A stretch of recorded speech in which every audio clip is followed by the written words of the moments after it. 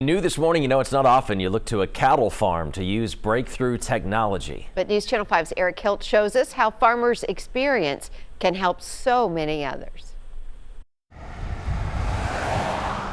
On this Bedford County farm, Suck, suck, suck, suck, suck. you can hear Jason Barber Skill, suck, suck, suck, woo! long before you see him. It's just a old country boy cow call is what I call it. The cattle farm has been in Jason's family since 1866. This would make me the 7th generation, the best I remember doing the math.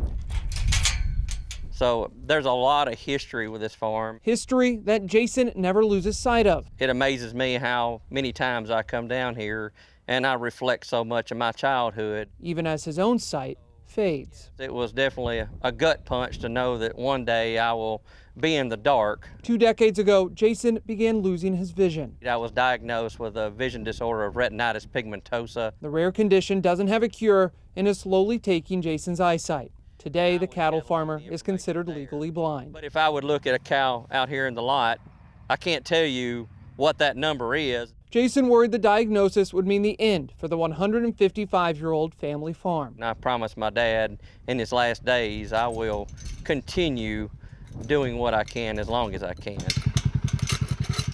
So it would be disappointing for the generations to end on me. But 2 years ago, his story caught the eye of Tennessee's vocational rehabilitation program. Jason's situation was pretty unique. The department's mission is to keep people with disabilities in the workforce. We want to provide a variety of services to any person with a disability that's going to help them either obtain work for the first time, regain employment if they've lost it, or retain a position that they already have and they just want to keep. So the program stepped in, and now the farmer, who used a flip phone until just last year, wears a high-tech device called an OrCam.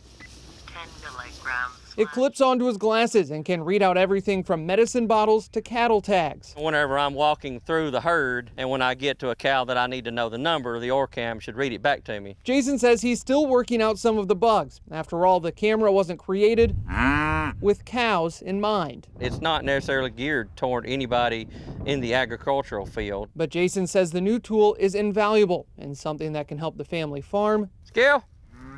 see another day. My goal is to continue doing it as long as I possibly can, or as long as my health will allow me to do. In Bedford County, So I could never see myself doing anything else but this. Eric Hilt, News Channel 5.